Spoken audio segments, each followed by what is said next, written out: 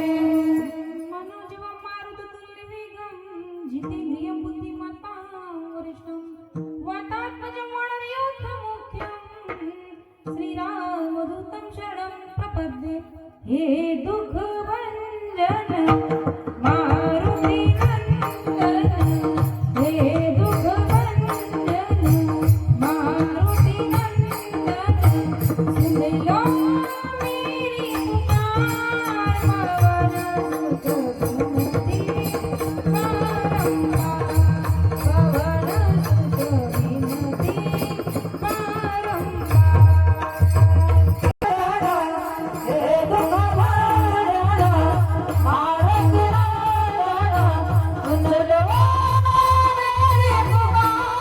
पवन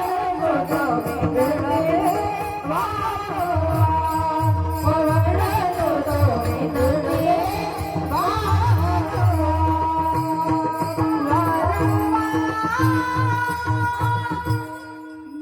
श्री राधा मेरी स्वामिनी मैं राधे जी को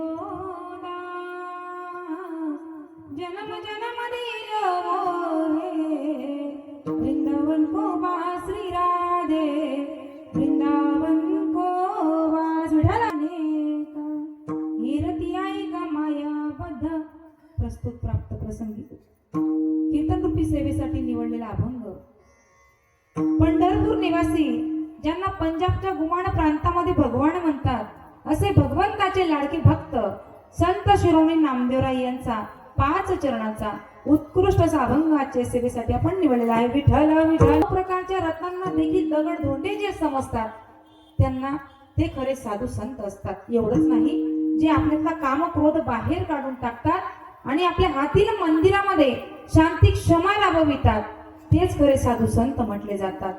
नवे नवे खऱ्या साधू संतांची ओळख जर म्हटली तर ते एक क्षण सुद्धा भगवंताला विसरत नाही, भगवंताच्या नामापासून लांब जात नाही. नामा म्हणे नाम गोविंदाचे वाचे विसम विना त्याचे क्षण मात्रे विठाल विठाल या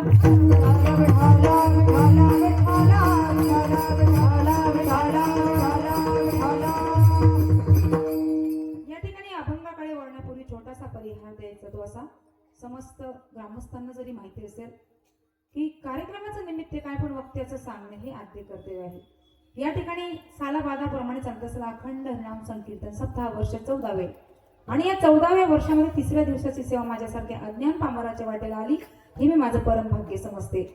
तुम्हा सर्व सज्जन मायबापांचा दर्शनाचा जर योग कोणामुळे आला असेल तर ते म्हणजे आदरणीय आमच्या हरिभक्तपरायण रेणुकाताई असतील. आपल्या तालुक्याचं वैभव असणाऱ्या ताई, त्यांच्यामुळे आज सर्वांचा दर्शनाचा योग आला. खरंच ताईंचे मनापासून आभार व्यक्त करेल, कारण ताईंनी जर इकडे बोलवलं नसतं तर तुमचे चेहरे मला बघायला मिळाले नसते. तुमचे चेहरे मी बघून घेतले पण तुम्ही मला कधी बघितलेलं जरा नवीन आहे ना. इकडे मला मराठी जमल, तोडकी मोडकी बोलते बरं का, सांभाळून घ्या, कारण आमच्याकडे अहिराणी भाषा बोलतात आणि मी पूर्ण कीर्तन अहिराणीमध्येच करते. तुम्हाला कळेल का? चालेल, थोडी थोडी मराठी बोलेल मी. ताईंचे मनापासून आभार व्यक्त करते. या ठिकाणी सप्ताहाचं आयोजन नियोजन ज्यांनी केलं आहे माऊली गुरुदेव महिला सेवा समिती व समस्त महिला भजनी मंडळ चिखली, सर्वच कार्यकर्ते मंडळी, महिला मंडळ, पुरुष मंडळ जे असतील सर्व यांचे त्या ठिकाणी मनापासून आभार व्यक्त करते. या ठिकाणी गायनासाठी उत्तम अशी साथ ज्यांची आहे अशा हरिभक्तपरायण आमच्या शिवनंदाताई असतील. ताई, तुमचं नाव ऐकले, पाचोरा तालुक्यात तुम्ही आले.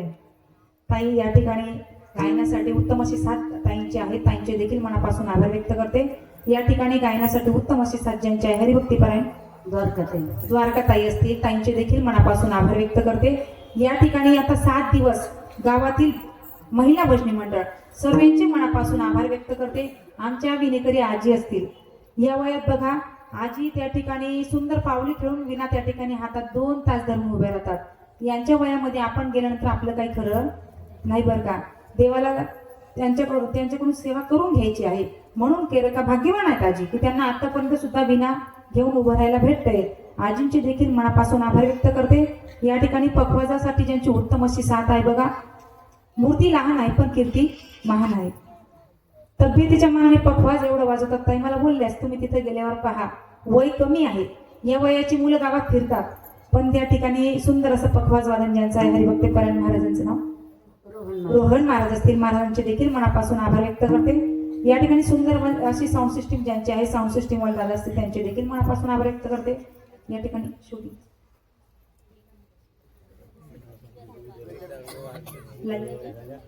या ठिकाणी विदर्भ वारकरी सेवा यांच्याकडून देखील त्यांचे देखील मनापासून आभार व्यक्त करते. मला इकडची नावं काही जास्त माहीत नाही, एकदा आली जर परत येत गेली तर नावं सुद्धा पाठ होतील.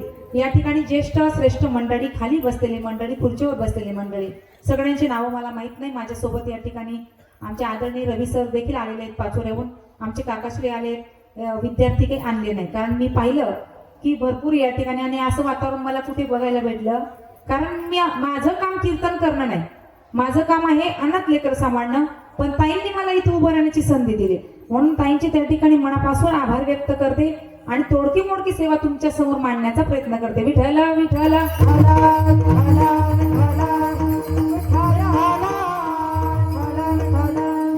सुंदर असा पर्व काळ आहे, तो म्हणजे कोण? धर्मनाथ बीज. धर्मनाथ बीज देखील आज आहे आणि योग माझा की धर्मनाथ बीजेला या ठिकाणी येण्याचा योग आला. बघा, ज्यावेळेस गुरु मच्छिंद्रनाथ आणि गुरु गोरक्षनाथ हे प्रयागराज क्षेत्रावर गेले, तिथं गेल्यानंतर अनेक लोक त्यांच्याकडे पाहू लागले. आता त्यांचा पोशाख जरा वेगळा होता, म्हणून त्यांच्याकडे ते बघू लागले आणि ते कोणाला काही विचारलं गेले की त्यांची भाषा काही त्यांना कळत नव्हती, कारण त्यांची भाषा जरा वेगळी होती. त्यांची भाषा वेगळी असल्यामुळे कळत नव्हतं. इकडे मच्छिंद्रनाथांनी गोरक्षनाथांना सांगितलं की गोरक्षा, आपल्याला खाण्यासाठी काहीतरी आण. आता गोरक्षनाथ गेले, खाण्यासाठी मागण्यासाठी गेले, पण त्यांना खायला काही कोणी देत नव्हतं. गोरक्षनाथ आले, मच्छिंद्रनाथांना सांगितलं, म्हणले मच्छिंद्रनाथांना सांगितलं, स्वामी आपल्याला खायला काही कोणी देत नाही, इथं आपल्याशी कोणी बोलायला तयार नाही, नेमकं झालं तरी काय?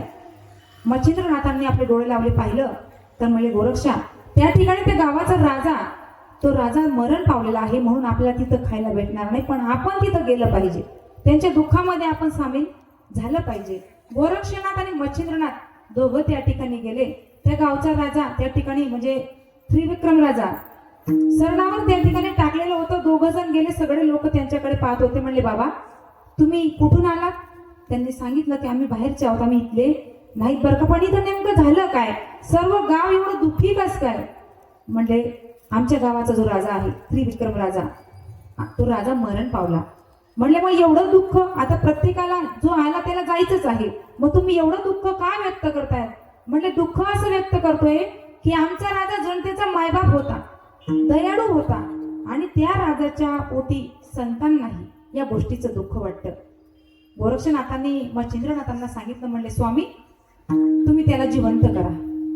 आता मच्छिंद्रनाथ सांगतात, म्हणले त्याचं संपलं, त्याला जावं लागलं, त्याला जिवंत करणं एवढं शक्य नाही. गोरक्षनाथांनी सांगितलं, म्हणले स्वामी तुम्ही जिवंत करता की मी जिवंत करू? आता मच्छिंद्रनाथांनी सांगितलं, ठीक आहे मी जिवंत करतो, पण त्याला जिवंत करण्यासाठी माझा देह मला सोडावा लागेल, कारण माझा आत्मा त्याच्या शरीरात जाईल, माझा देह मला सोडावा लागेल, तर तुला माझा देह, माझं शरीर तुला सांभाळावं लागेल. गोरक्षनाथांनी सांगितलं, ठीक आहे मी तुमचं शरीर सांभाळेल, पण तुम्ही त्याला जिवंत करा. मच्छिंद्रनाथ त्या ठिकाणी गेले. सरणावर राजा होता. मच्छिंद्रनाथांचा आत्मा त्या राजाच्या शरीरामध्ये गेला आणि राजा उठून बसला. सगळेजण टाळ्या वाजू लागले, आनंद झाला. त्यांनी त्या ठिकाणी आनंद झाला, राजा उठला आणि राजा आपल्या राज दरबारामध्ये गेला. इकडे गोरक्षनाथांनी मच्छिंद्रनाथांचं ते शरीर उचललं आणि जवळच महादेवाचं मंदिर होतं, त्या मंदिरात ते शरीर त्या ठिकाणी ठेवलं. आता इकडे राजा आला राजा रोज सकाळी 5 वाजता उठून महादेवाच्या मंदिरात जायचे. त्या राजाच्या त्या राणीने विचार केला, म्हणले आमच्या घरी हे तर कधी मंदिरात गेले नाही, गेले असतील 2, 4, 6 महिन्यांनी, पण आता तर रोज जायला लागले, नेमके काय झालंय? त्यांची एक मैत्रीण होती, सांगितलं मैत्रिणीला, म्हणले एक काम कर, हे रोज मंदिरात जाता की कुठे जाता तू यांच्यावर लक्ष ठेव. आता ती मैत्रीण गेली, राजा निघाला. जसा निघाला राजा त्या ठिकाणी महादेवाच्या मंदिरात. आता राजा जरी होता पण राजाच्या शरीरामध्ये आत्मा कोणाचा होता? मच्छिंद्रनाथांचा. मच्छिंद्रनाथ त्या ठिकाणी मंदिरात भगवान महादेवांचं दर्शनही घ्यायचं आणि आपलं शरीर सुद्धा त्या ठिकाणी बघायचे एका ठिकाणी आहे की नाही. त्या राणीच्या मैत्रिणीने सांगितलं, तिथं गेल्यावर पाहिलं आणि घरी जाऊन सांगते, म्हणले राणी त्रिविक्रम राजा जिवंत नाही बरं का, फक्त शरीर आहे. त्यांच्या शरीरामध्ये जो आत्मा आहे तो आत्मा मच्छिंद्रनाथांचा आहे आणि मच्छिंद्रनाथांनी आपलं शरीर सोडून आत्मा या राजाच्या शरीरामध्ये टाकलेला आहे. आता राणीला असं वाटलं, जर परत मच्छिंद्रनाथांनी आपला आत्मा स्वतःच्या शरीरात टाकला आणि परत मला विधवा व्हावं लागेल, माझा पती परत मरेल. म्हणून तिने काय केलं, हातामध्ये तलवार घेतली, त्या महादेवाच्या मंदिरात गेली आणि त्या मच्छिंद्रनाथांच्या शरीराचे तुकडे तुकडे केले आणि सांगितलं की हे तुकडे बाहेर फेकून द्या. आता ते तुकडे बाहेर फेकून दिले. पार्वती आई साहेबांना चिंता वाटू लागली. पार्वती आई साहेबांनी आपल्या दूतांना सांगितलं की ते तुकडे इकडे घेऊन या. ते तुकडे तिथं घेऊन गेले. राणी आली. आता गोरक्षनाथांना ती बातमी कळली. गोरक्षनाथ शोधायला गेले, पाहिलं तर त्या ठिकाणी शरीर नाही. डोळे लावले, पाहिलं तर त्या मच्छिंद्रनाथांचे ते शरीराचे तुकडे पूर्ण स्वर्गामध्ये होते. इकडे त्रिविक्रम राजा, त्या त्रिविक्रम राजाचं शरीर मच्छिंद्रनाथांनी सोडलं आणि त्या राणीच्या समोर आले आणि राणीला सांगितलं, म्हणले हे बघ, तुझ्या जो मुलगा असेल धर्मनाथ, तो 12 वर्ष राज्य करेल आणि 12 वर्षानंतर गुरु गोरक्षनाथ त्या ठिकाणी येतील आणि त्यांना आदेश देतील, उपदेश देतील. उपदेश त्यांना दिला तेव्हाच आम्ही त्यांना नाथ संप्रदायामध्ये घेऊ आणि आजच्या दिवशी त्यांना गोरक्षनाथांनी उपदेश केला होता म्हणून धर्मनाथ ही जी साजरी केली जाते. विठ्ठल विठ्ठल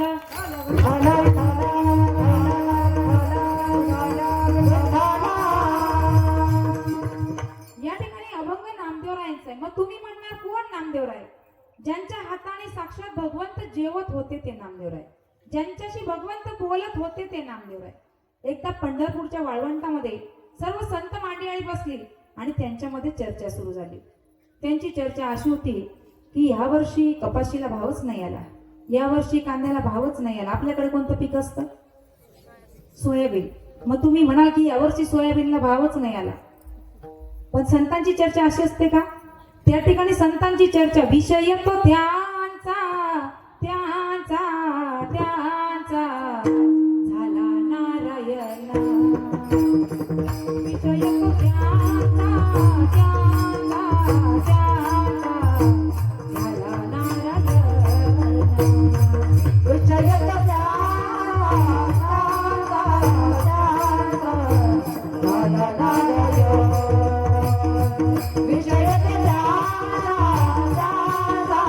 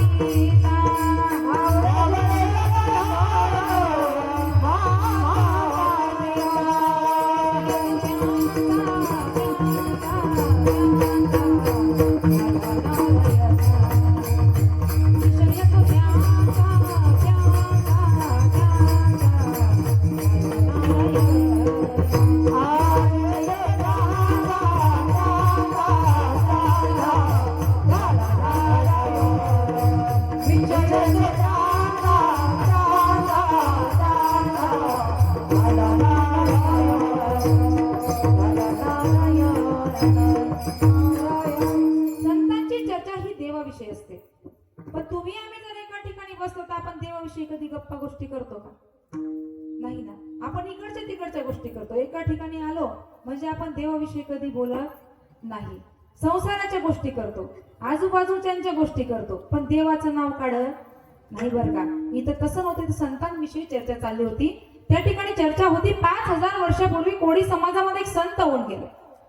7 रांजण भरतील एवढी लोक मारली तरी सुद्धा राम जन्माला येण्याआधी त्यांनी रामायण लिहिलं. हे नामदेवरायांनी ऐकलं आणि नामदेवराय रागारागाने पांडुरंगाच्या मंदिरात गेले आणि पांडुरंगाला सांगितलं की देवा, तू खऱ्याचा नाही, तू खोट्याचा आहे बर का.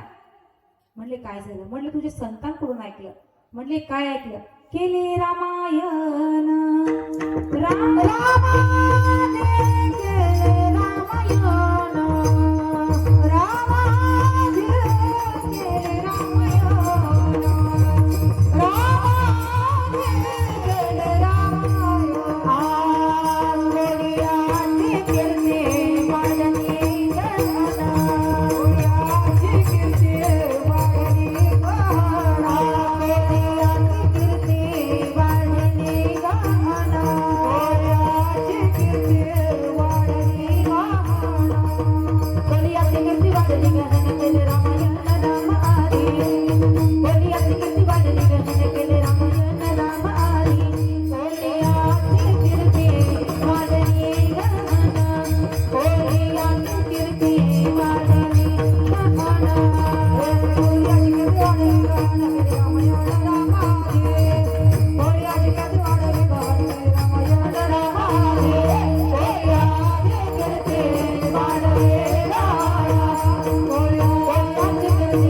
वाडणी गणना केले रामायण राम आरी बोलियाचे केले वाडणी नामदेवराय सांगतात, म्हणले देवा, या कोळी समाजाच्या संतांनी एवढा उत्पात मातवला तरी तू त्याचं ऐकतोस. म्हणले नामा तुला नेमकं म्हणायचं काय? त्यावेळेस नामदेवराय सांगतात, शतकोटी तुझे करीन अभंग शतकोटी तुझे करीन अभंग मने पांडुरंगा ऐक नामा मने पांडुरंग ऐक नामा. या ठिकाणी नामदेवराय सांगतात, देवा 100 कोटी अभंग मी त्या ठिकाणी लिहिल्याशिवाय राहणार नाही. भगवंताने सांगितलं, म्हणले नामा, महर्षी वाल्मिकींच्या वेळेस 1000 वर्षाचं आयुष्य होतं. आता किती आहे तुम्ही सांगतात ना. नरदेह दुर्लभ जाना नरदेह दुर्लभ जाना नरदेह दुर्लभ जाना नरदेह दुर्लभ जाना शतवर्षाची गणना शतवर्षाची गणना शतवर्षाची गणना शतवर्षाची गणना त्यामध्ये दुःख यातना रे त्यामध्ये दुःख यातना त्यामध्ये दुःख यातना रे त्यामध्ये दुःख यातना जगयातना दुसजना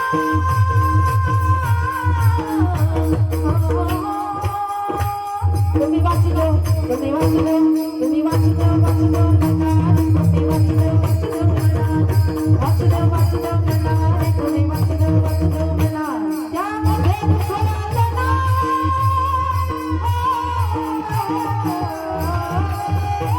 तुम्ही वाचिलो वाचिलो म्हणा तुम्ही वाचिलो वाचिलो म्हणा वाचिलो वाचिलो म्हणा तुम्ही वाचिलो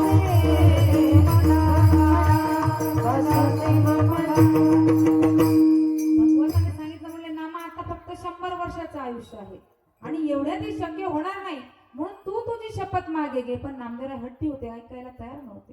शेवटी भगवंताने सरस्वती मातेला आज्ञा केली. सरस्वती माता या नामदेवरायांच्या घरी जाऊन वास करू लागल्या. आता नामदेवरायांच्या घरामध्ये असणारे 14 जण आणि 15 दासी जणी हे सगळ्यांनी मिळून हे अभंग लिहायला सुरुवात केली आणि त्याच गाथ्यातला आजचा हा अभंग. विठ्ठल विठ्ठल या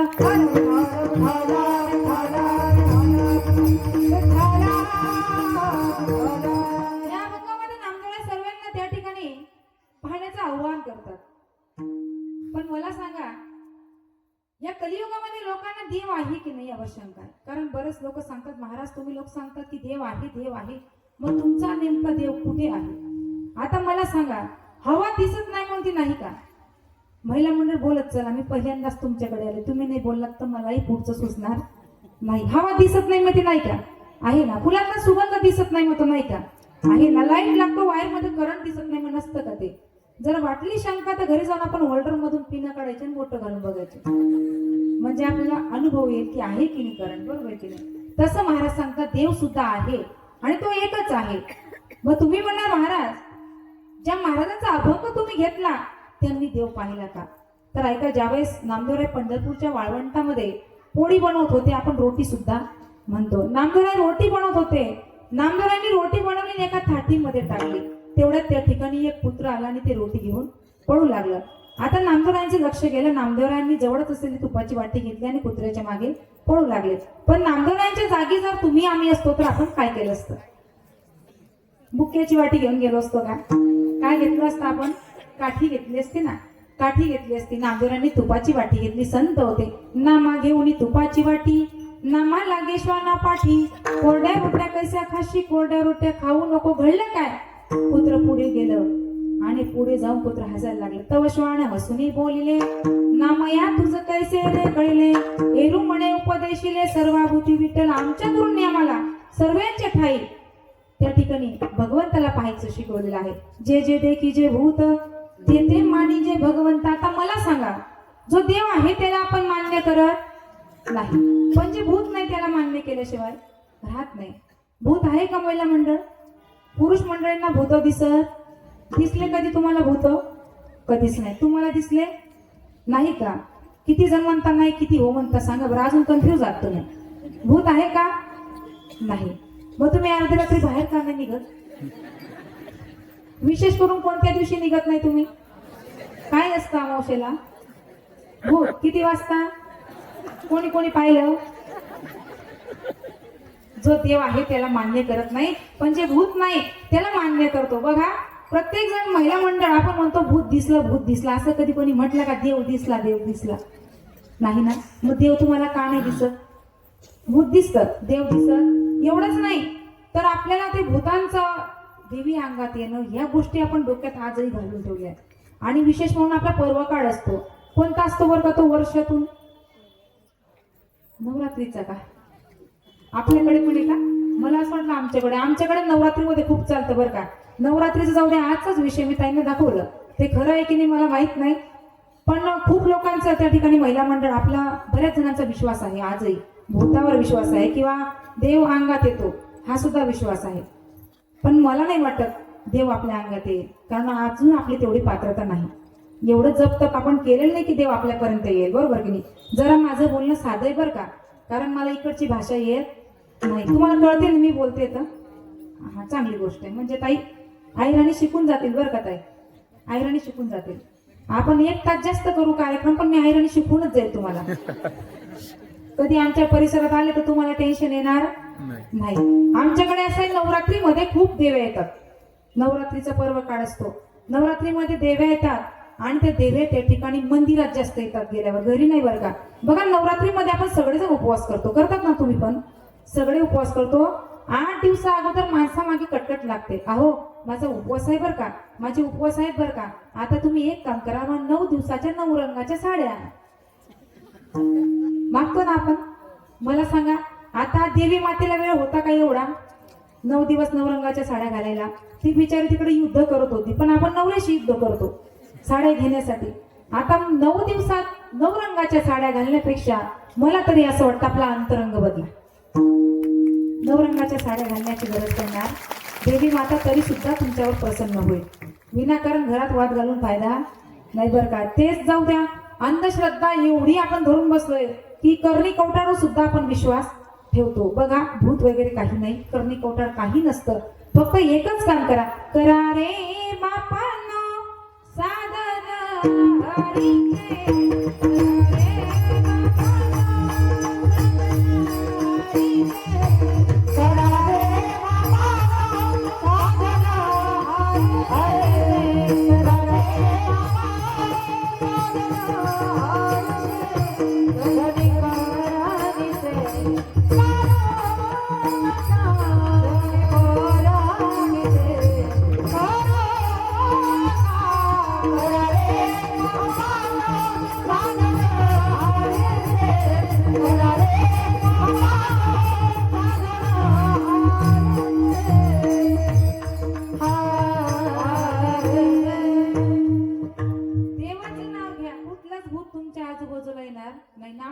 करा. माणसामध्ये देवाला पाहायचं शिका, पशु पक्ष्यांमध्ये देवाला पाहायचं शिका. पण पशु पक्ष्यांमध्ये देवाला पाहण्याची ताकद फक्त माझ्या संतांमध्ये होती. बघा नाथ महाराजांचं सुंदर उदाहरण आहे. ज्यावेळेस नाथ महाराज रामेश्वरवरनं कावडीने पाणी घेऊन काशी विश्वनाथांच्या दर्शनाला येत होते, 1000 किलोमीटरवर चालून आले. चालत चालत जवळच मंदिर, समोरच मंदिर होतं, बाजूला एक पाण्या वाचून तडफडणारं गाढव त्या ठिकाणी दिसलं आणि नाथ महाराजांनी आपला रस्ता वळवला. त्या गाढवाजवळ जाऊन बसले. आता सोबतची मंडळी सांगते, म्हणले नाथ महाराज आपण 1000 किलोमीटरवर चालून आलो, थोड्याच वेळात आपल्याला दर्शन होणार आहे, तुम्ही चला लवकर, तुम्ही काय त्या गाढवाला पाणी पाजताय.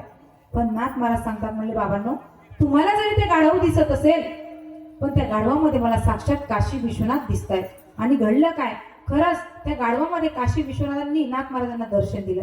पुत्र्यामध्ये देव आहे की नाही माहित नाही, पण पुत्र्यामध्ये देव पाण्याची ताकद माझ्या नामदेवरायांमध्ये होती आणि गाढवामध्ये काशी विश्वनाथ पाण्याची ताकद माझ्या नाथ महाराजांमध्ये होती. सर्वांच्या ठाई देवाला पाण्याची ताकद फक्त माझ्या संतांमध्ये आहे. महाराज म्हणतात ना, सर्व गटी राम देहा देही एक, सूर्यप्रकाशक सहस्रश्मी. जसं 1000 घट म्हणजे घागरी, 1000 घागरी जर आपण पाण्याने भरल्या आणि सूर्य जर वर आकाशामध्ये आला तर त्या 1000 घागरींमध्ये 1000 सूर्य दिसतात. मग सूर्य 1000 आहेत का? सूर्य एकच आहे. तसा देव सुद्धा एकच आहे. जनाबाई महाराज सांगतात, देव नटला नाना परी, भरुणी उरला चराचरी. आणि म्हणूनच महाराजांना म्हणावं लागलं अभंगाच्या पहिल्या चरणात, सर्वाभूती पाहे एक वासुदेव, सर्वाभूती पाहे एक वासुदेव, सर्वाभूती पाहे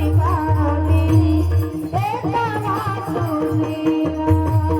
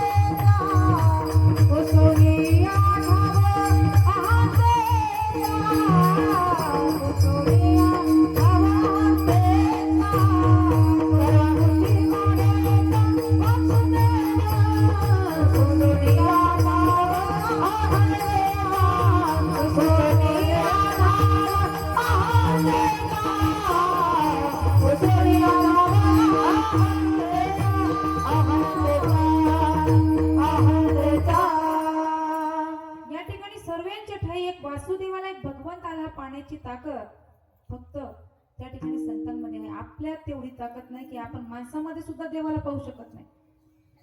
ते जाऊ द्या, जन्म देणाऱ्या आई वडिलांमध्ये सुद्धा आपण देवाला पाहू शकत नाही. आता बघा, तुम्ही सर्वजण या ठिकाणी जाणकार मंडळी आहात, बरोबर की नाही? मला सांगा बरं का, एवढे जण इथं बसले, पुरुष मंडळींना प्रश्न विचारेल, रोज सकाळी उठल्या उठल्या आपल्या आई वडिलांचं दर्शन कोण कोण घेतं बरं का? आता यांच्या आई वडील इकडे नाही म्हणून यांचा प्रश्न येत नाही, पण तुमची आई वडील इथंच आहात, बरोबर की नाही? मग तुम्ही घेतात का कधी आई वडिलांचं दर्शन सकाळी? नाही. तुमचे आई वडील इकडे नाहीत ना, मग तुम्हाला सासू सासरे नाहीत का? आहेत ना. आमच्याकडे तुमच्याकडे सारखंच आहे ना, म्हणजे आम्हाला सासू सासरे आहेत, तुम्हाला पण आहेत का? मग घेता का दर्शन? नाही का? किती दिवस झाले असतील बरं सासूबाईचं दर्शन घ्यायला? सुनबायांना विचारेल. सणालाच घ्यायचं असं. बघा, गेल्या 3 वर्षापासून तुम्ही भगवान महादेवांची भक्ती करत आहात, बरोबर की नाही? किती वर्ष झाले? 4 वर्ष झाले असतील, बरोबर की नाही? प्रदीपजी मिश्रा यांनी भगवान महादेवांचं दर्शन आपल्याला करून दिलं, बरोबर की नाही? महिला मंडळ किती वर्ष झाले? 4 वर्ष. मग 4 वर्षाच्या अगोदर भगवान महादेव नव्हते का? होते का नव्हते? होते. पण मग आपण अगोदर का नाही जायचो मंदिरात? त्यांनी सांगितलं म्हणून आपण जायला लागलो. तिथं आपण स्वार्थापोटी जायला लागलो, बरोबर की नाही?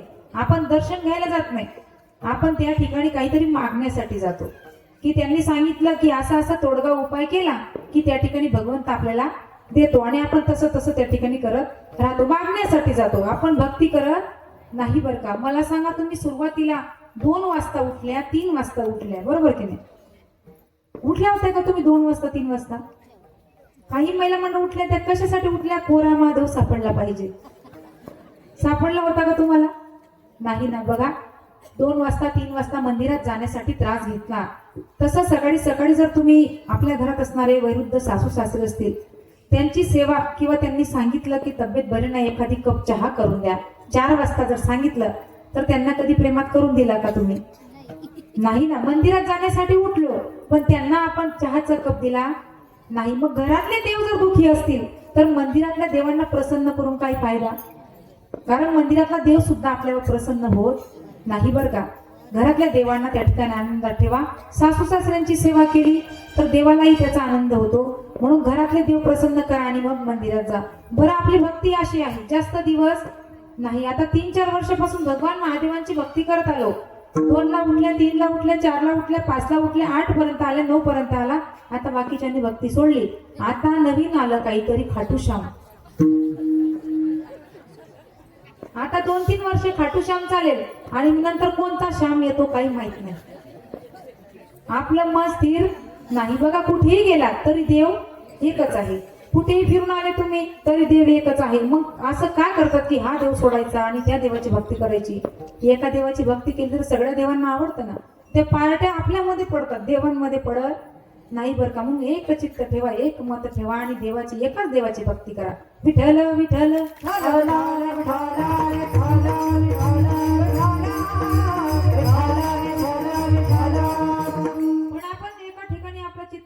आपण भक्तीमध्ये लक्ष घालत नाही बरं का. भक्ती करतो, पण फक्त स्वार्थापोटी भक्ती करतो. पण स्वार्थापोटी भक्ती करणं जरा सोडा. देवासाठी भक्ती करा. देवाजवळ मागण्यापेक्षा देवालाच मागून घ्या. देव आपल्या जवळ आला म्हणजे काही भीती राहील का? कुठलीच भीती नाही. मग आम्ही सांगतो ना देव आहे. बरेच लोक विचारतात, म्हणले महाराज तुमचा देव कुठे आहे बरं का, तुमचा देव कुठे आहे? तसं एकदा बघा, हिरण्यकश्यपूने भक्त प्रल्हादाला मारण्यासाठी बरेच प्रयत्न केले होते, पण भक्त प्रल्हाद काही मरत नव्हता. एकदा हिरण्यकश्यपू बसले होते, भक्त प्रल्हादाला बोलवले आणि सांगितलं, म्हणले काय रे भक्त प्रल्हादा, तुझा देव आहे का खरंच? म्हणले हो आहे ना. म्हणले कुठे आहे तुझा देव? म्हणले कुठे नाही माझा देव, असं सांगा. ही जी चालती सगळी सृष्टी त्याच्या सत्तेशिवाय चालत नाही बरं का. माझा देव कुठे नाही. म्हणले भिंतीमध्ये आहे का? हो आहे ना. या खांब्यामध्ये आहे का? म्हणले हो आहे ना. जसं हिरण्यकश्यपूला राग आला, त्या खांब्याला लाथ मारली, तिथून देव प्रगट झाले.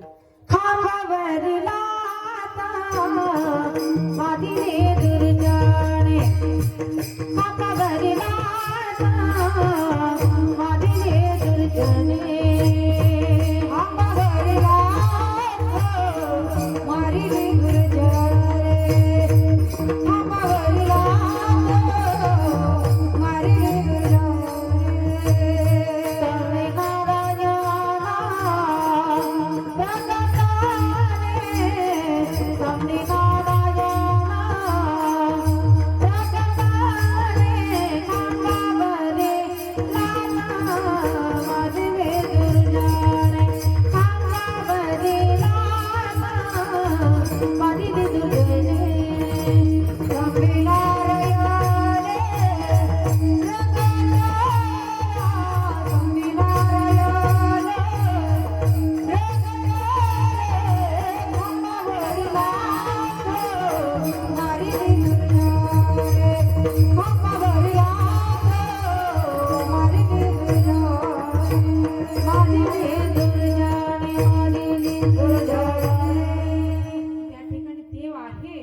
पण आपण विश्वास ठेवला पाहिजे. पण आपण देवावर विश्वास ठेवत नाही. बघा, देव जर नसता तर हा 6 फुटाचा नरदेह आपल्याला भेटला असता का?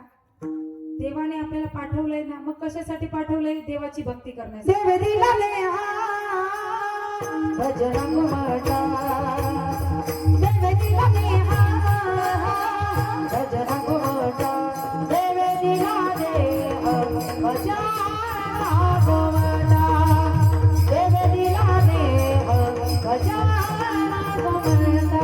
देव दिला देह बजरंग माता, देव दिला देह देव दिला देह गजानन गोवता, देव दिला देह गजानन गोवता.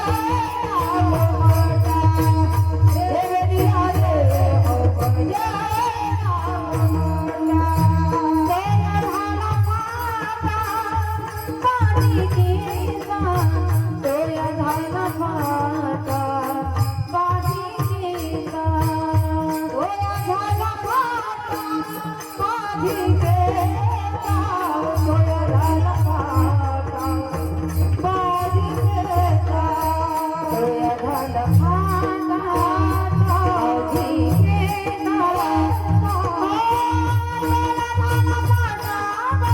केसा,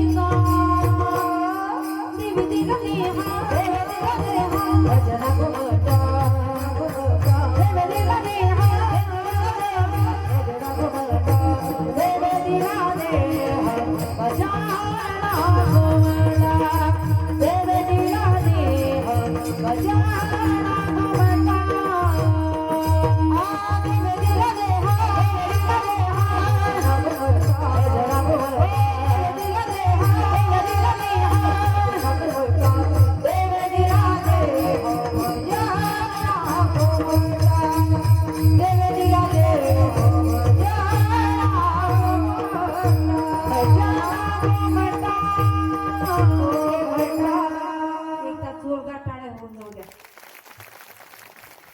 बघा, आम्ही 1.5 तास कार्यक्रम करतो तरी आमचा घसा दुखायला लागतो. यांना 7-7 दिवस गायन करायचे. एवढं सोपं नाही बरं का. पखवाज वाजणंही सोपं नाही आणि गायन करणं सुद्धा सोपं नाही.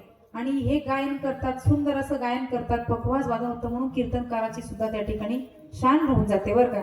1.5 तास बोलून जाणं सोपं आहे, पण 7-7 दिवस गायन आणि पखवाज एवढं सोपं नाही. म्हणून जेव्हा जेव्हा गायन झालं तेव्हा तेव्हा टाळ्या वाजवायला पाहिजे. विठ्ठल विठ्ठल ठाला ठाला ठाला ठाला ठाला. हा 6 फुटाचा जो नरदेह दिलाय बघा, 2 हात दिले चांगल्या ठिकाणी दान धर्म करण्यासाठी, बरोबर की नाही? चांगल्या ठिकाणी दान धर्म करण्यासाठी हात दिले, 2 डोळे दिले चांगलं पाहण्यासाठी, 2 कान दिले चांगलं ऐकण्यासाठी, पण त्याचा उपयोग आपण चांगल्यासाठी करत नाही बरं का. बघा, एखाद्या ठिकाणी समजून घे, इथं कार्यक्रम चाललाय, तिकडनं 5-7 महिला येत आहेत आणि एखादी महिला जेवायला बसली. आता त्या महिला मंडळीने आवाज दिला, चल ग ताई, कार्यक्रम सुरू झाला, चल लवकर. ही म्हणते, थांब ना ग बाई, मला जेवण तर करू दे, सांगते ना रागात. पण हीच महिला जर तुमच्या बाजूच्या गल्लीत जर जोरदार भांडण चालू असेल तरी जेवण करता करता पडेल पाहण्यासाठी. का भांडण सुरुवात झाली कशी ते तिला बघायचं असतं. पण देवासाठी येईल का? नाही. 2 पाय दिले आळंदी पंढरीची वारी करण्यासाठी, पण आपण जात नाही बरं का. मग जेव्हा आपलं वय निघून जातं, म्हातारपणी वाटतं की आपण जायला पाहिजे. 2 कान जे चांगले ऐकण्यासाठी दिले बघा, जर कान दिले नसते देवाने तर कोरोनाच्या काळामध्ये मास्क अडकवायला आपल्याला खोट्या टोकाव्या लागल्या असत्या. देवाने सगळे अवयव विचारपूर्वक दिले, म्हणून त्याचा सुद्धा आपण त्या देवाचे आभार मानले पाहिजे. पण देवाचे आभार मानत नाही, आपण काय म्हणतो, माझं माझं माझं म्हणतो, बरोबर की नाही? हे माझे हात, माझे डोळे, आपलं काहीच नाही. ते आपल्याला देवाने पाठवले, ऍग्रीमेंट करून पाठवले, थोडे दिवस पाठवले. ज्यावेळेस त्याचा मिस कॉल आला त्यावेळेस जावं लागेल. बघा, आमच्याकडे ऐराणी म्हणे, उनी भुचक्याने गया खुचकी, ते तुम्हाला कळले असेल, बरोबर की नाही? समजलं काय बोलणं? अटॅक येतो ना, त्याला काय टाइम लागतो का? मिस कॉल सारखं आलं की गेलं, त्याला वेळ लागत नाही. म्हणून जेवढे दिवस आहे तेवढे दिवस देवाचे आभार माना. देवाने पाठवलं, जेवढे दिवस, भाड्याची खोली नाही, त्याने बोललं तेव्हा खाली करावे लागेल, बरोबर की नाही? म्हणून माझं माझं सोडा. प्रत्येक स्त्रिया स्वतःवर गर्व करतात, हे माझं ते माझं. बघा, कबीर महाराज सुंदर सांगतात की एका बाईला तिच्या पतीने न ताणले आता नथ आणली म्हणून ती गावभर सांगत सुटली महिला मंडळ. आता महिला मंडळ आपलं कामच असतं आपल्या घरात 10 रुपयाची वस्तू आली की दुसऱ्याच्या घरात आग लावणं. माझ्या नवऱ्याने साडी आणली म्हणजे दुसरीच्या घरी भांडण घालतात, बरोबर की नाही. तसं या बाईने गल्लीमध्ये सगळ्यांना दाखवायला सुरुवात केली की माझ्या नवऱ्याने नथ आणली. आता नवऱ्याने नथ आणली कौतुक केलं. कबीर महाराज सांगतात ना, नथ निधिनी यारने चिंतन बारंबार नाक दिया करतारने उसको दिया बिसार कबीरा उसको दिया बिसार. ज्याने नथनी आणली त्याचं कौतुक केलं पण ज्याने नाक दिलं त्याचं कौतुक केलं नाही. आता ज्याने नाकच दिलं नसतं त्याने तर नथनी कुठून घातली असते नाकात सांगा बरं का. जरा कमी अधिक जरी झालं तरी आपल्याला किती राग येतो. देवा मी काय पाप केलं होतं, तिचं किती छान नाक आहे माझं कबर असं, पण त्याला माहिती होतं ही आगाऊ आहे, हिला इथंच थांबवलेलं बरं. म्हणून त्याला माहिती होतं की आपलं नाव कधी घेणार नाही, म्हणून त्याने तिथंच तुमचं काम करून ठेवलं. असं करू नका. हे हात आहेत ना बांगड्या आणल्या नवऱ्याने तर नवऱ्याचं कौतुक नका करू, देवाचं करा.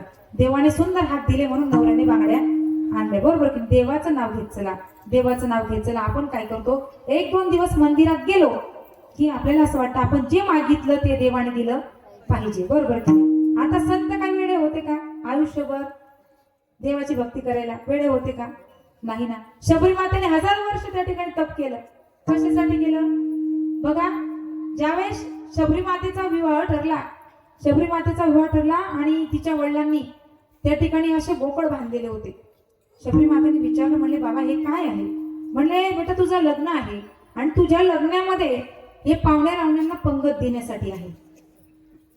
कारण त्यांना ही पंगत दिली तर ते आपल्या घरी आनंदात लग्न पार पाडतील. बऱ्याच गावांना आपल्याकडे नसावं, इकडे संप्रदाय जास्त आहे. आमच्याकडे नाही बरं का एवढं. आमच्याकडे शोधून माळकरी कधी म्हणजे एका गावात 10-5 सापडतील, पण इकडे चांगले. असं लग्नामध्ये आमच्याकडे अशी पद्धत आहे, ज्याच्या घरी खोके त्यांच्या घरी बेवड्यांना वके असं म्हणतात. आयरणी भाषा बरं का. आयरणीमध्ये सांगू का, जेना घर खोका त्यान घर बेवड्या असले वका. जास्ती बोलणार नाही कारण तुम्हाला ते कळणार. म्हणजे ज्याच्या घरी दारूच्या बाटल्या आल्या त्याच्या घरी दारुडे जातात नाचायला बरं का लग्नात. तसं त्याने सांगितलं शबरी माता म्हणे माझ्या लग्नासाठी आणि एवढे जीव घालवायचे नाही जमणार. विचार केला. रात्री निघाल्या शबरी माता जंगलामध्ये त्या ठिकाणी निघून गेल्या. ऋषींचा आश्रम होता, त्या आश्रमाजवळ एक जवळ झाड होतं, त्या झाडावर जाऊन बसल्या. म्हणले मला आता घरी जायचं नाही, मला लग्न करायचं नाही. तिथं झाडावर बसल्या. पाहिलं ते ऋषी रात्री झोपले की शबरी माता खाली उतरायच्या आणि त्या ऋषींच्या कुटियाच्या समोर सडा सारवण करायच्या. आता सडा सारवण करण्यासाठी काही झाडू नव्हता, हाताने झाडायच्या, सारवण देखील करायच्या. ऋषी रोज उठले की म्हणायचे इथं कोण एवढी स्वच्छता करून जातं, कोण सडा सारवण करतं.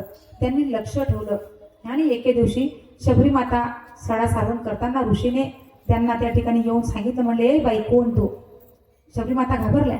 मग शबरी मातेने सांगितलं, सगळं सांगितलं. मी भिल्ल समाजाची आहे आणि माझ्या लग्नामध्ये त्या ठिकाणी जर जीव जात असतील ते मला मान्य नव्हतं, म्हणून मी लग्न सोडून इकडे येऊन गेले. आता मला फक्त भगवंताची भक्ती करायची आहे, नामस्मरण करायचं आहे. ऋषींनी सांगितलं ठीक आहे. ऋषींनी बाजूलाच राहण्याची व्यवस्था करून दिली. शबरी माता तिथं राहू लागल्या. आता त्यांना संप्रदाय माहित नाही, माळ गळ्यात ऋषीची माळ काय असते माहित नाही, कुठल्या देवा धर्माचं काहीच नाही. पण त्या ऋषी जेव्हा त्या ठिकाणी तपाला बसायचे लक्ष ठेवायच्या आणि भगवंताची साधी भोळी भक्ती करत राहायच्या. ऋषी तिथून निघाले. आता शबरी माता सांगतात मी इथे एकटी कशी राहू? एकटी नाही, देव नक्कीच एक दिवस येणार आहे तुमच्या भेटीला. आम्हाला देवाला भेटायला जावं लागतंय पण देव इथं भेटायला येईल. असे 1000 वर्ष तप शबरी मातेने केलं आणि भगवंत शबरी मातेला दर्शन देण्यासाठी आले. आपण 2 दिवस मंदिरात गेलो आणि जर मागितलेली गोष्ट नाही भेटली तर देवावरचा विश्वास आपला त्या ठिकाणी उठत असतो. विठ्ठल विठ्ठल विठ्ठल विठ्ठल विठ्ठल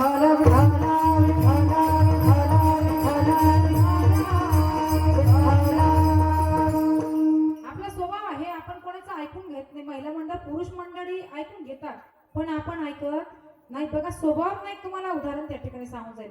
एका राजाच्या राज्यामध्ये एक वैदिनी आलेली होती. वैदिनीचं काय काम असतं तुम्हा सर्वांना माहिती आहे बरोबर का? काय काम असतं वैदिनीचं? आमच्याकडे वैदिनी भाजीपाला विकतात. काय काम असतं? दाताचं दातवण घ्या ग कुणी, दात हाताच दातवण घ्या ग कुणी कुंकू घ्या कोणी काळमणी कुंकू घ्या कोणी काळमणी कुंकू घ्या कोणी काळमणी कुंकू घ्या कोणी काळमणी कुंकू घ्या कोणी काळमणी कुंकू घ्या कोणी काळमणी कुंकू घ्या कोणी काळमणी कुंकू घ्या कोणी काळमणी. त्या वैदिकाचा आवाज राजाने राजदरबारामधनं ऐकला पाहिलं तर एवढी सुंदर मुलगी होती की तिच्यासारखी पूर्ण राज्यात नाही. त्याच्या मनामध्ये विचार आला आपण जर तिच्याशी लग्न केलं तर राजा राजदरबाराच्या बाहेर आला, तिच्या समोर जाऊन उभा राहतो, तिला सांगतो म्हणले काय गे माझ्याशी लग्न करशील का? ती वैदिक सांगते म्हणले एवढा मोठा राज्याचा राजा आहेस, तुम्हाला एवढं कळत नाही का? ज्या मुलीशी लग्न करायचं आहे त्या मुलीला नाही तिच्या आई वडिलांना विचारावं लागतं. असं कोण सांगायचं? महिला मंडळ वैदिक सांगायची. पण आता जरा वेळ काळ बदलला, आताच्या वैदिनींना ते काही कळत नाही. आताच्या वैदिनी त्यांच्या मताने लग्न करून टाकतात. त्यांना भंगारवाला कळत नाही, त्यांना पंचरवाला कळत नाही. त्यांची नजर जिकडे गेली तिकडे त्या पळून जातात. बघा चॉईस एवढी भंगार या पोरींची, त्याही भंगार आणि त्यांची चॉईसही भंगार. आता मागे नांदेडमध्ये किती मोठं प्रकरण घडलं, ते जातीभेद जाऊ द्या, पण त्या मुलीने प्रेम तिने केलं माहिती होतं आपल्या वडिलांना चालणार नाही, तर तिने जरा मागे थांबायला पाहिजे होतं. विनाकारण दुसऱ्याच्या लेकराचा जीव गमावला आणि वरून तीच म्हणते की माझ्या बापाला फाशी द्या. चुकी कोणाची होती? मुलीची होती. अगोदर घरातलं वातावरण बघितलं पाहिजे. पण या पोरींना काहीच कळत नाही. मी तरी प्रत्येक गावाला सांगते ताई, मुलींना जास्त शिकवू नये. 18 वर्षाची झाली की सरळ तिचं लग्न करून टाका. कारण की तुम्ही एवढं शिकवता, एवढं मोठं करता, 22, 23, 24 वर्षाची करता, एवढा खर्च करता आणि शेवटी त्या मुली जर सांगत असतील की आमच्या आई वडिलांना फाशी द्या, काय उपयोग? आताच्या काळामध्ये तरी असं वाटतं ज्यांना मुलं आहेत त्यांच्यापेक्षा ज्यांना मूलबाळच नाही ते लोक सुखी आहेत. त्यांना एवढंच आनंद दुःख त्या ठिकाणी वाटतं की देवाने एखादी मूलबाळ दिलं पाहिजे होतं. पण जेव्हा ते बाहेर निघतात ना तेव्हा घरात जाऊन म्हणतात बरं झालं देवा नाही दिलं. तेवढं जीवन शांततेत जगता येते. खरंच मूलबाळ ज्यांना मुलं आहेत आणि मुली आहेत ना ते खरंच दुःखी आहेत. विठ्ठल विठ्ठल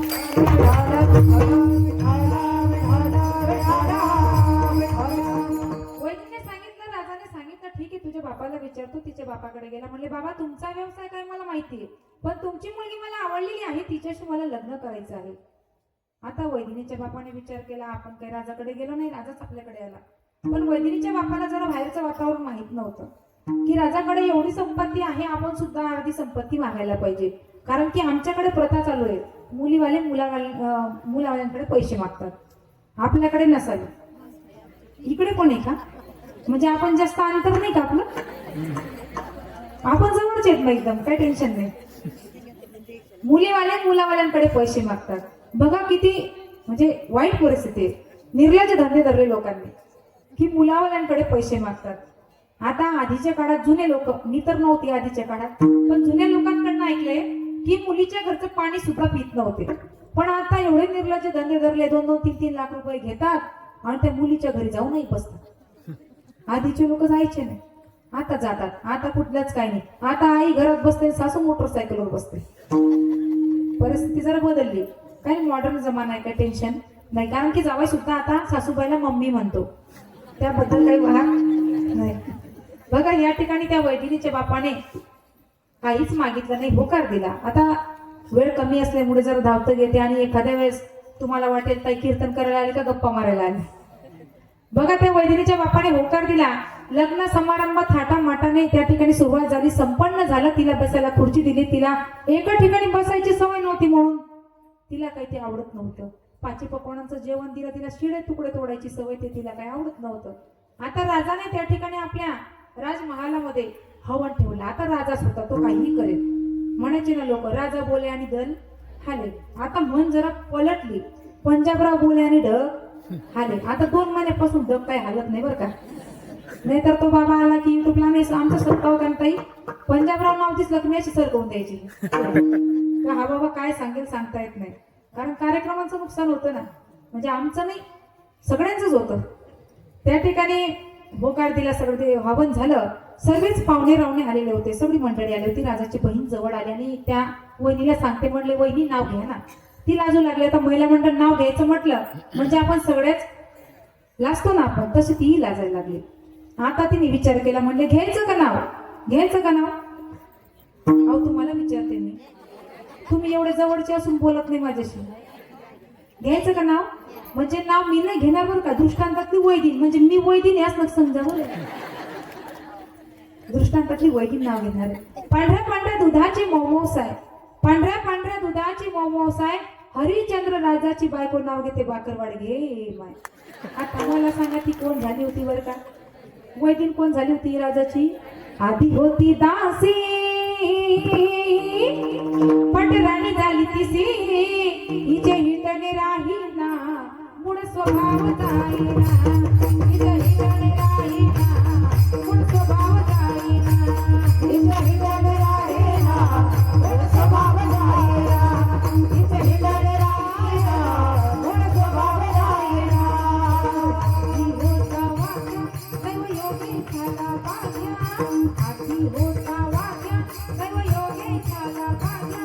एका येडपट राहीना, मूळ स्वभाव जाईना. त्याचा येडपट राहीना, मूळ स्वभाव जाईना. त्याचा येडपट राहीना, मूळ स्वभाव जाईना. त्याचा येडपट राहीना, मूळ स्वभाव जाईना.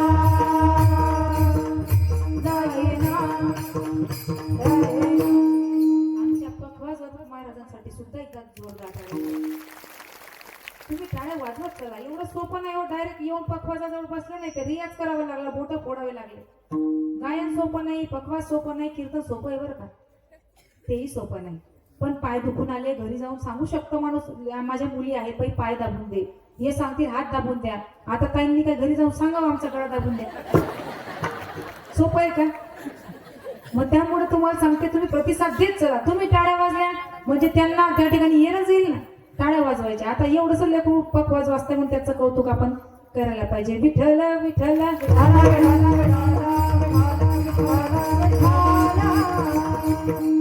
बघा स्वभाव आपला कसा आहे माहिती का? बोखरू सारखा. तुमच्याकडे बोखरू आहेत का? नसते तुमच्याकडे. बोखरू राहिले असतं तर एवढा मोठा सप्ताह झाला असता का? कारण बोखरूला किती काटे असतात? किती काटे असतात बोखरूला? म्हणजे याचा अर्थ तुमच्याकडे बोखरू 3 काटे असतात. कसाही फेकला तरी 1 काटा. तसे बरेच लोक असतात बरं का. बरेच लोक असतात कार्यक्रम करायचं म्हटलं की साथ तर देत नाही पण मागे ओढायचं काम करतात. पण ताई तुम्ही भाग्यवान आहात की तुम्हाला सगळ्यांचा सपोर्ट आहे. कारण सपोर्ट असल्याशिवाय, आणि तुम्ही सुद्धा भाग्यवान आहात की मी हा जो अभंग घेतला मी ताईंकडे बघूनच घेतला. शांती क्षमा शांती, खूप शांती, खूप म्हणजे गोड स्वभाव त्या ठिकाणी. ताईंना साथ आहे, ताईंची तुम्हाला साथ आहे म्हणून हा एवढं मोठं नियोजन झालं. बऱ्याच ठिकाणी लोक असे असतात ना एवढं नियोजन होणे हा तिथं असंच होतं, तिथं हेच झालं, तिथं कीर्तनकाराला कीर्तन जमलं नाही, गायनाचार्यांना गायनचं मुद्दाम काहीतरी काड्या करत असतात. पण या ठिकाणी खूप छान त्या ठिकाणी वातावरण आहे, सुंदर वातावरण आहे. सगळेच लोक तुम्ही चांगले आहेत. बोकरू सगळे आमच्याकडे पाठवून दिले. विठ्ठला विठ्ठला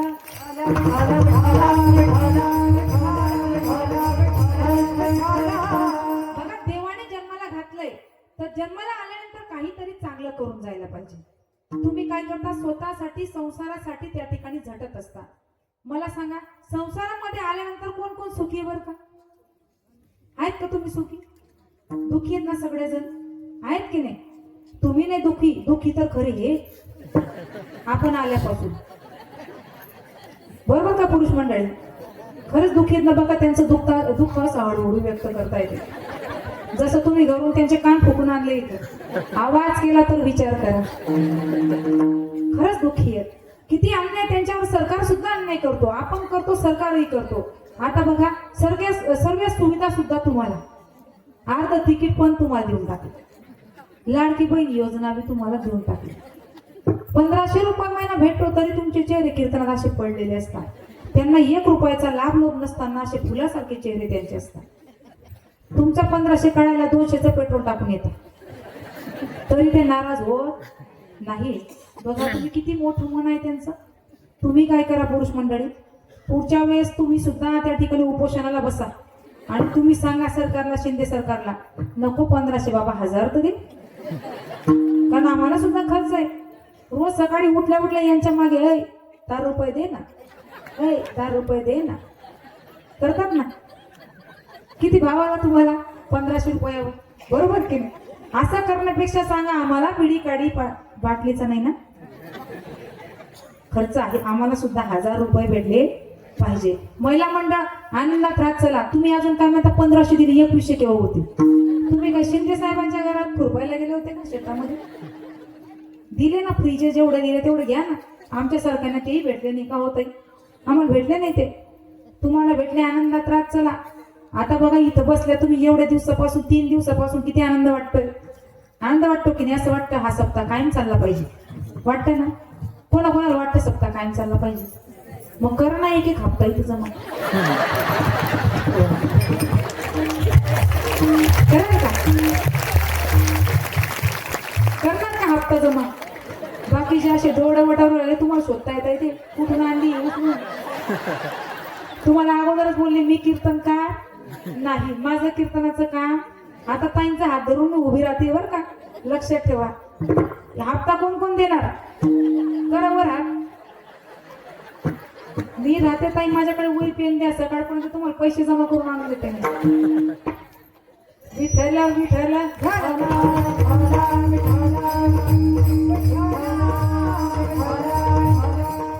टेन्शन घेऊ नका. मी थांबायला काही या ठिकाणी मलाही वेळ नाही आणि पैसे मागणारही नाही. देव तुम्हाला बुद्धी देईल. तुम्ही इथं अवश्य एक हप्ता देणार.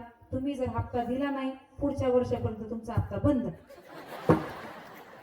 असं होणार नाही. थोडं थोडं काशेना पण मदत करत चला. या देवाय धर्मामध्ये हातभार लावला पाहिजे. तो पैसा काही आपल्या कष्टाचा नाही. त्याच्यातून 500 जरी दिले तरी सुद्धा हातभार लागून जातो. बघा, संसारासाठी कितीही कमवलं तरी अपूर्णच आहे. मला सांगा, तुम्ही वरती गेल्यानंतर सोबत कोणी काही देणार आहे का? कोणीच काही देत नाही. बघा आजीबाई, तुम्ही गेल्या ना, वेळ दिली जाईल. चला चला आता म्हातारीला बाहेर काढा, बाहेर काढा. म्हातारीला बाहेर काढतात, आंघोळीची तयारी करतात. आंघोळ झाली की त्या केळीवर टाकलं जातं. लगेच सगळे म्हणतात चला म्हातारीचे लुगडे आणा बाहेर, म्हातारीचे कपडे आणा बाहेर, म्हातारीचे तपकीरचा डबा आणा, गोळ्या औषधी आणा, सगळं आणा आणि म्हातारीचे दागिने काढून घरात ठेवा. आता लुगड्यांमध्ये कपड्यांमध्ये म्हातारी येते, पण दागिन्यात ये तिला का तुमच्या सोबत नाही ना. म्हणून सांगते, इथं जेवढ्या माझ्या माय मावल्या आहेत ना म्हाताऱ्या, गोड पाटल्या काय काढून बसेल त्या जमा करून इथे काहीच येणार नाही. पण तुमचा असा जीव आहे संसारामध्ये की तुम्ही मरताना सुद्धा देवाचं नाव घेत नाही. अशा टुगुर टुगुर टुगुर टुगुर घराकडे पाहता. बघा, एकदा एक आजी सिरियस झाल्या. सुनबाई लहानी बसली होती, तिने मोठ्या सुनबाईला फोन केला. म्हटले ताई, एक काम करा, तुम्ही लवकर घरी या, आपली आजी कशा करताय. म्हटले ठीक आहे, आले घरी आणि पाहिलं. म्हणजे आपल्या आजीची शेवटची वेळ आली. दोघं मुलांना घरी बोलवलं. दोघं मुलं सुना जवळ बसले. आता आजीला बोलता येत नव्हतं. आजी अशी खुणवायची. आता मोठ्या सुना चॅप्टर असतात बरं का, हुशार असतात. इकडच्या नाही, आमच्याकडच्या हुशार असतात त्या. ते म्हणले, अहो आपली आजी अशी खुणवते, याचा अर्थ आजीने कुठेतरी काहीतरी ठेवलेलं आहे. म्हणजे मग काय करायचं? डॉक्टरांना बोलवा. आता डॉक्टरांना बोलवलं. डॉक्टर आले, म्हणजे ही केस माझ्या हाताची नाही, यांना तुम्ही जिल्ह्याच्या डॉक्टरांकडे जाऊ द्या. आता जिल्ह्याच्या डॉक्टरांकडे घेऊन गेले. डॉक्टर म्हणे आजीला ICU मध्ये ठेवावं लागेल. ICU मध्ये आजीला टाकलं. 3 दिवस झाले, 4 दिवस झाले. आता डॉक्टरांनी आता मुलं वाट बघत होते, कुठे ते काही आजीची नाही वाट बघत होते, कुठे ठेवलंय. डॉक्टरांनी सांगितलं की आजी आता व्यवस्थित झाल्या, तुम्ही आजींना घरी घेऊन जाऊ शकता. त्या मुलाने विचारलं, डॉक्टर साहेब बिल? म्हणजे आणलंच मी. तोपर्यंत मुलगा गेला आजीजवळ. म्हणले, आई तू त्या दिवशी काय सांगत होती? म्हणले, बाबा मला आठवत नाही. डॉक्टर येऊन जवळ उभे राहिले, हातामध्ये बिल होतं. म्हणले, अगं आई आठव ना. म्हणले, त्या दिवशी का बाबा, मी असं म्हणत होती, शेजारच्या त्या काकूकडे आपली वाटी राहून गेली म्हणून. डॉक्टर म्हणे, घ्या 3 लाख रुपये बिल. आता वाटी किती पडली? 3 लाख रुपये. एवढा जीव तुमचा संसारामध्ये आहे की तुम्ही जाताना सुद्धा देवाचं नाव घेतलं पाहिजे. आजीबाया, तुम्ही भाग्यवान आहात की तुम्हाला शेवटचा क्षण डोळ्याने बघायला भेटतोय. आता शेवटचा क्षण बघायला मिळत नाही. रस्त्यावर कुठे केव्हा मरण येईल सांगता येत नाही. म्हणून तुम्हाला जेवढे दिवस आहेत ना, फक्त भगवंताचं नामस्मरण करत चला. विठ्ठल विठ्ठल. आपण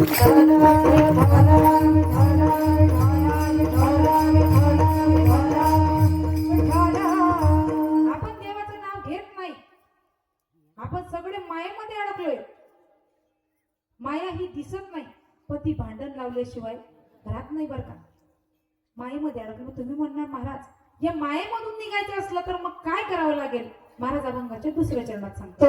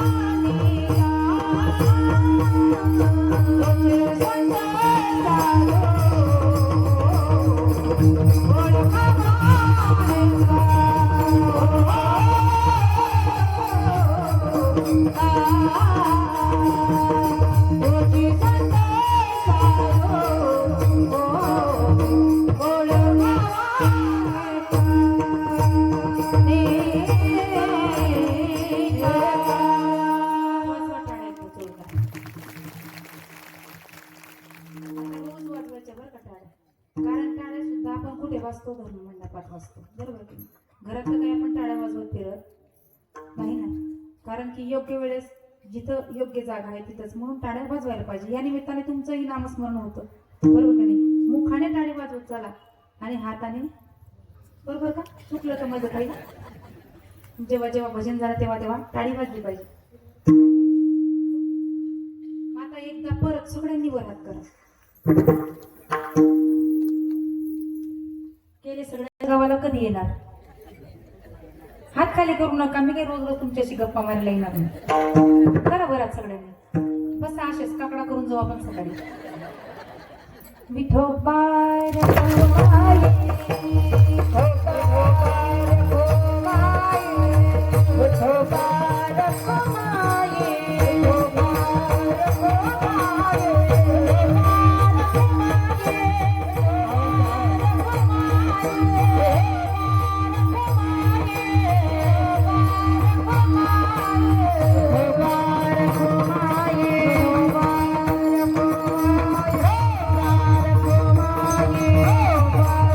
Hare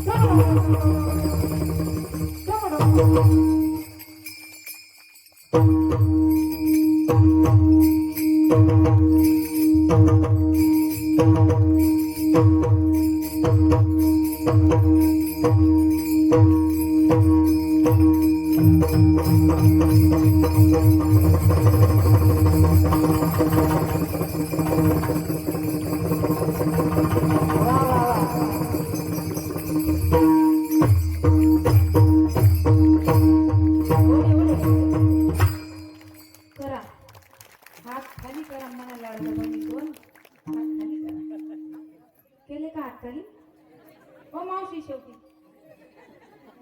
कस काय तुम्ही पुढे बसले तर तुम्ही घाबरले नाही मागचे घाबरतील का बघा किती काटकसर करतात देवाच्या नावात सुद्धा असं करू नका जेव्हा हात खाली करायला लावले तेव्हाच करायचे आता तुम्ही हात खाली करून घेतले ना न सांगता आता कीर्तन पुन्हा सुरू करू आपण बघा या ठिकाणी तोची संत साधू ओळखावा निकट संत आणि साधू असा वेगळा शब्द प्रयोग केलाय मग तुम्ही म्हणणार महाराज साधू वेगळे आणि संत वेगळे का तर ऐका जो भगवंताची प्राप्ती करण्यासाठी रात्रंदिवस जप तप करतात त्यांना साधू म्हणतात आणि ज्यांच्यासाठी देव रात्रंदिवस तरसतो त्यांच्या घरी येऊन राहतो नवे नवे देवाचं खरं सुख ज्यांच्यामध्ये आहे ते म्हणजे संत ज्या सुखा कारणे देव वेढावला वैकुंठ सोनी संत सदनी राहिला संत सदनी राहिला देवाचं खरं सुख हे संतांमध्ये आहे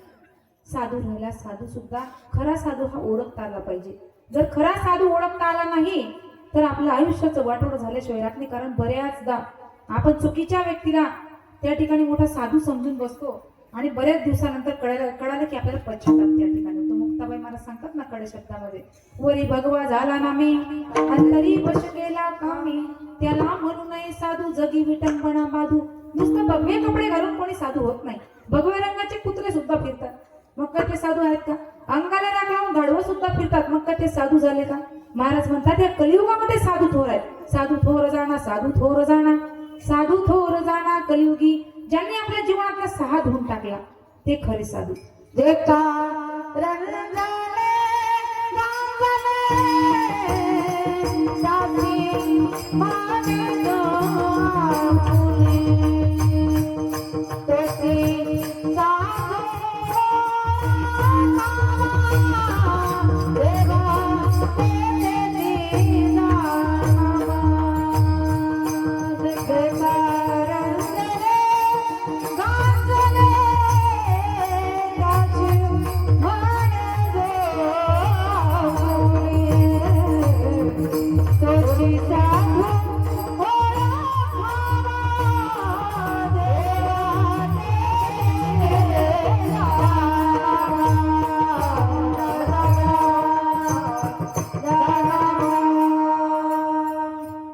ज्यांच्या अंगी अहंकार राहत नाही त्याला साधू म्हणतात ज्यांना धनाचा लोभ राहत नाही त्यांना साधू म्हणतात विनाकारण फक्त अंगावर सोंग डोंग घेऊन फिरणारे साधू नसतात बरं का आपण कोणालाही त्या ठिकाणी डोक्यावर घेऊन फिरतो चुकीच्या लोकांना डोक्यावर घेऊन फिरतो नंतर पश्चाताप वाटतो की आपण चुकीच्या लोकांवर विश्वास ठेवला माशा लोकांवर विश्वास ठेवण्यापेक्षा मला तरी असं वाटतं देवावर विश्वास ठेवला पाहिजे कारण देवापेक्षा मोठं कोणी नाही बरं का देवासाठी आपलं आयुष्य आपण घालवलं पाहिजे छोटंसं आयुष्य दिलंय देवाने अनमोल असं आयुष्य दिलंय या आयुष्यामध्ये येऊन देवाची भक्ती करायला पाहिजे कारण आपण वर गेल्यानंतर देव आपल्याला असं नाही विचारणार की तुम्ही किती बंगले बांधले तुम्ही किती शेतीबाड्या केल्या हे नाही विचारणार वरती गेल्यावर देव एकच विचारेल आपला कर्माचा हिशोब त्या ठिकाणी आपल्याला द्यावा लागेल महाराज सांगतात ना केले कर्म झाले त्याची भोगा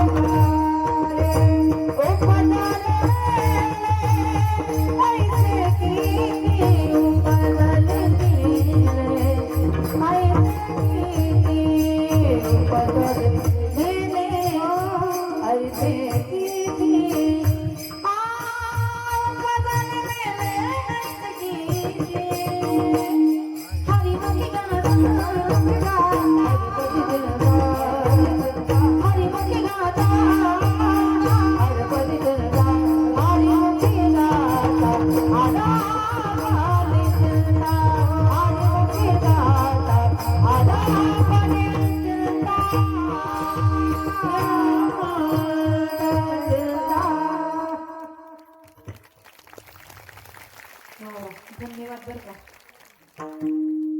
शिकले कळा तुम्ही आता. आता रोज सांगायची काही गरज पडणार नाही, म्हणजे ताईंना माझी आठवण येत जाईल. तुम्ही टाळ्या वाजवल्या की माझी आठवण आल्याशिवाय ताईंना तुम्हाला येणार ना, येईल का? मग कोण कोण येईल पाचोऱ्याला? कधी आलात तिकडे तर नक्कीच या. बघा, जीवन जगत असताना फक्त कर्म करू, चांगले करा, दुसरं काहीच नाही. कितीही प्रॉपर्टी कमवल्या तरी ते शेवटी खालीच राहणार आहेत. म्हणून कर्म चांगलं करा. गेल्यानंतर 4 लोकांच्या डोळ्यामध्ये आपल्यासाठी आशू आले पाहिजे, असं काहीतरी करून जायला पाहिजे. काहीतरी आपलं जीवन हे समाजाच्या कामी सुद्धा आलं पाहिजे. मला ताईंचे कौतुक वाटतं. तुम्ही म्हणाल ताईंनी तारीख दिली म्हणून कौतुक करते, हा विषय नाही बरं का. ताई तारीख दिली म्हणून कौतुक नाही. ताई ज्या वेळेस आमच्या परिसरात आल्या होत्या तेव्हा ताईंना फोन केला की ताईंना विचारलं, ताई तुम्ही पैसे किती घेणार? ताई म्हटले मी पैशासाठी कीर्तन करत नाही. तेव्हापासून माणसं ओळखायची आपल्याला क्षमता असली पाहिजे. तेव्हापासून पाहिलं की समाजसेवेसाठी त्याही पुढेच असतात आणि अजूनही काही स्वप्न आहेत आणि तेही भगवंत लवकरच पूर्ण करेल यात शंका नाही. कारण की जो निस्वार्थ सेवा करतो त्याचे स्वप्न देव पूर्ण करतो. तुम्ही सुद्धा त्या ठिकाणी एकदा पाचोऱ्याला आमचा एक अनाथ आश्रम आहे, वारकरी अनाथ आश्रम. त्या ठिकाणी आज 70 मुलं शिक्षण घेत आहे. 70 मध्ये 35 ते 40 मुलं अनाथ आहेत. जर तुमच्या निदर्शनामध्ये कोणी अनाथ लेकरं असतील, ज्यांना आई वडील दोघं नाही, अशी लेकरं असतील, बिनधास्त तुम्ही पाचोऱ्याला या. संस्थेवर सोडा, संस्था तुमची आहे. त्या लेकरांचा खर्च आम्ही लग्नापर्यंत करू. शिक्षण, लग्न सगळं आमच्याकडे असेल. असलं कोणी दर्शनामध्ये त्या ठिकाणी नक्कीच आणा. तुम्ही तिकडच्या परिसरात जर आले तर पाचोरा येथे लक्ष्मी माता वारकरी शिक्षण संस्था म्हणून संस्था आहे, त्या ठिकाणी नक्कीच भेट देण्यासाठी या. एवढीच अपेक्षा तुमच्याकडे करेल. 2 तास तुम्ही खूप शांततेत बसलात. टाळ्या वाजवायला सांगितलं, वाजवल्या सुद्धा बरं का. आता नका वाजवू, वाजवल्या. खरंच ताई खूप छान वाटलं, प्रसन्न वाटलं. इकडच्या परिसरात काही येणं झालं नव्हतं. मला असं वाटलं तिकडचे लोक कोणी कोणी भलते खडूस आहेत असं म्हणायचं, पण असं वाटतं की संस्था इकडे घेऊन येऊ, असं वाटतंय मला इकडे स्थायिक होऊन जावं. आमच्याकडचे लोक खडूस आहेत उलट असं वाटलं मला बरं का. इथं बघितलं आम्ही घाबरत होती. महिला मंडळ जेव्हा सुरुवातीला अशा बसल्यानं म्हटलं बाई ग जमतं की नाही आपलं, पण जमलं तुमचं आमचं बरं का. जमलं, सगळं व्यवस्थित आहे. छान सुंदर असं नियोजन आहे. एकदा पुन्हा या महिला मंडळसाठी ज्यांनी नियोजन केलंय सुंदर पद्धतीने त्यांच्यासाठी जोरदार टाळ्या होऊन जाईल. आणि या ठिकाणी जे जे पुरुष मंडळी 1 रुपयापासून तर पूर्ण खर्च करत असतील त्यांच्यासाठी सुद्धा जोरदार टाळ्या होऊन जाईल. कारण एकट्याचं हे काम नाही, सगळ्यांचा हातभार लावून त्या ठिकाणी काम होत असतं. तसं चिंता करायचं काम नाही. उद्या तुमचा हप्ताही थोडा थोडा जमा होईल, म्हणून तर काळजी करण्याची काही गरज पडणार नाही. बघा, बोलता बोलता आपली वेळ झाली. सगळ्यांचे मनापासून आभार व्यक्त करते आणि या ठिकाणी कार्यक्रमाला पूर्णविराम. ज्ञानेश्वर माऊली